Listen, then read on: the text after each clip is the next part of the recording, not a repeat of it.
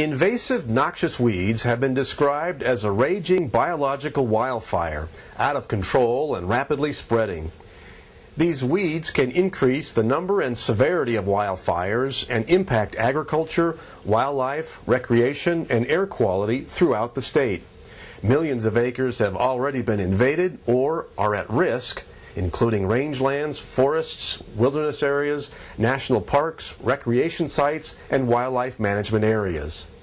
We're here standing in the scar of what has been a recent burn east of Richfield in Sevier County, in the middle of what looks like a big basin filled with cheatgrass.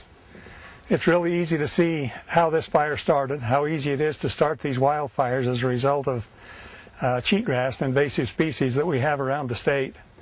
The cost has been staggering to the state. It looks like our share this year is going to be about $25 million. That's really hard on a budget that, as everyone knows, we've been struggling to balance over the past couple of years. The weeds invade valuable farmland, reducing the amount of crops a farmer can grow. Some weeds pose a health threat to livestock as they can kill or sicken cattle and sheep. From a public standpoint, weeds can limit access to recreation areas and require expensive weed control along our highways. Invasive weeds contributed to one of Utah's worst wildfire seasons in history. By August, 1,000 fires burned through more than 400,000 acres at a cost of millions of dollars to fight. Cheatgrass is one of the most prolific and best known of the invasives. It isn't just cheatgrass. It's Medusa head in the northern part of the state. It's Phragmites around some of our most beautiful lakes, and we need to take care of these invasive species. In an effort to combat this invasion, the Utah Department of Agriculture and Food is fighting a war against several targeted invasive species, such as square rose knapweed, Medusa head, rush skeleton weed, and Phragmites. In early 2012, the Utah legislature appropriated $1 million to the Invasive Species Mitigation Fund to effectively begin the war on invasive weeds. The way this year has turned out, we wish we would have asked for more, and it looks like we really could use a lot more help in this area around the state. As we see invasive species that are really taking over big parts of the state. With $1 million to spend, the UDAF received 71 project proposals totaling $2.2 million. Of those proposals, 31 were funded the first year.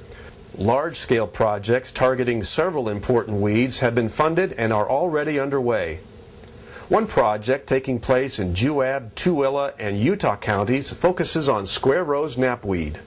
You know, the square rose knapweed started here at the grain elevators, and our hope is we've been pushing the line for a long time, and now we're right in the middle of it. I guess to make it simple, knapweed has the ability to take over an area without any assistance from Mother Nature, such as a fire or a flood, whatever the case may be. I just wanted you to understand how these invasives can get away from you and how they can easily take over a rangeland. If you look out here, this weed will become a monoculture. It will take over completely. It will choke out the sagebrush, it will choke out the thistles, it will choke out the grasses. It will be the only thing here when it gets done. There's the different tools that we use are mechanical, biological, which are the bugs, and chemical, and even cultural. We want to go in and we want to aerial treat it. We want to treat those areas that are sensitive with the trucks and the four-wheelers, and then we want to come back in and reseed, and then we're going to go back in and monitor and respray in those areas. For $119,000 worth of cash, I think we figured we're pushing $300,000 to do this project. So it's not just the 119, everybody's kicking in, everybody's helping, and the private landowners are doing a big portion of it too. And the knapweed right where we're standing was so thick, and I just didn't even know where to begin. So as a landowner, I had Juab County approach me first and said, would you like to do something? And I just jumped right on board. I was just excited to actually have a place to begin, because I didn't know where to start. And so with all these good people, and you've really helped my cause, and you know, in 2 or 3 years we'll really see the fruits of our labors. You'll see the area go from whether it be a monoculture or a knapweed dominated area. Within 3 to 5 years, with that money, you will see desirable vegetation for livestock, wildlife, etc. Medusa head, which so far is contained to small portions of box elder and Cache counties, is one of the most flammable invasive weeds in Utah. It may even be more flammable than cheatgrass. It's very comparable with cheatgrass as far as the growth and the flush, but what Medusa has beyond that is the biomass stays around longer, and I think that just adds more fuel, which could make it worse than cheatgrass. And it has a lot of airspace in between the heads, so you got the oxygen and you got the fuel, but it's just as bad as cheatgrass, if not worse. Another problem with Medusa head is that researchers and weed supervisors are still learning the best way to control and eradicate it. So as large-scale treatment takes place on working rangelands, Utah State University researchers continue small plot chemical spray tests. Got some Cap Ferry funding from the state to do a small Medusa head trial this spring. The money had to be expended by June 30th.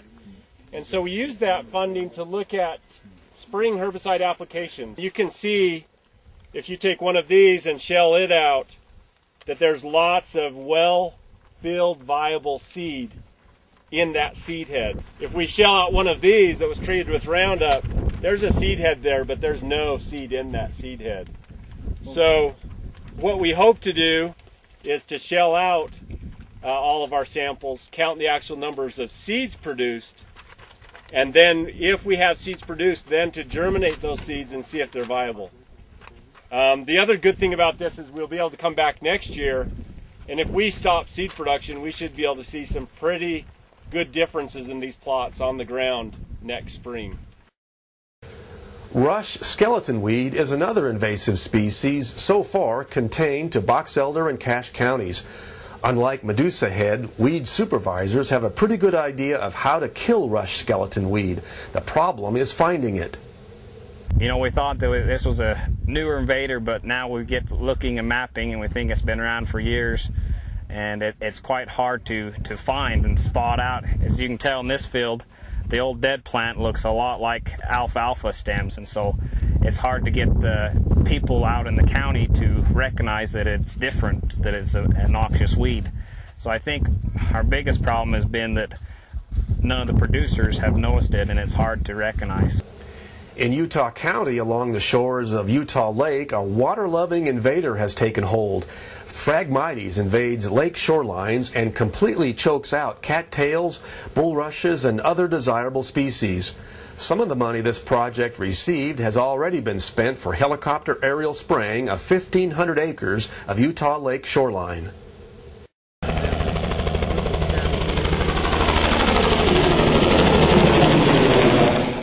Here on Utah Lake, pretty much like Great Salt Lake, the invasive species Phragmites has taken over the shoreline.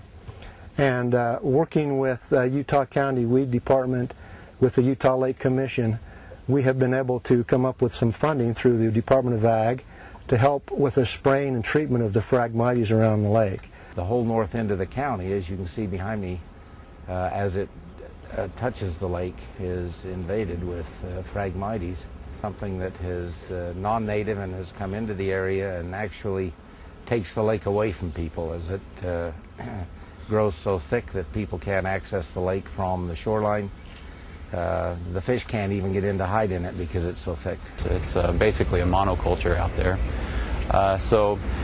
We treat it right now with it growing out into the lake. We use a helicopter to apply that with a safe buffer between crops or desirable trees or homes. Just to the south of the area where we are right now, before we did our test strip over there, the lake was not accessible to fishermen, to swimmers, or whoever wanted to come and enjoy the lake. This beach here looked just like that area down there. It had Phragmites going all the way out into the water. This project was our pilot project that we did, and We're on our 3rd year, so as you look at this beach, this is what we're going to have that area will look like probably in a year and a half. We really do need to get rid of these invasive species and get back to some native species that we think will stop this this cycle from going on. What's going to happen here in this area, unless we do some good seeding, which we hope we can do with our programs in the state, but we'll just have a regrowth of June grass, and a few years from now it'll be ripe for the same kind of problems and conditions that we've got here now. Once the rangelands are reseeded, well-managed livestock grazing can play an important role in maintaining ecological balance. Grazing can be a really important tool as you're reestablishing species, because you can use it to work on the competitive species, the invasive species that we've tried to take out. Grazing, when properly applied, we can impact those invasive plants and keep them from overtaking and outcompeting the perennial plants that we just planted. Grazing can also help reduce the spread and intensity of wildfires. Well, we've seen time and time again where we've got a catastrophic fire running and we come to an area that was grazed versus the ungrazed area, and the fire lays down and firefighters are able to stop it. You know, here's some pictures from Beaver County showing a fence line contrast where the one side of the fence that burned was not grazed, or hadn't been grazed yet this year. I believe it was set aside for fall feed. And the other side had been grazed this spring. You can see the fire went to the fence and stopped. There's no fire line or anything there. The only change is the grazing on the one side of the fence versus not on the other. Despite the best efforts of local, state, and federal weed managers, several invasive weed species continue to spread throughout Utah. Only with large-scale efforts will we be able to draw a line in the sand and begin to control and eradicate these invaders.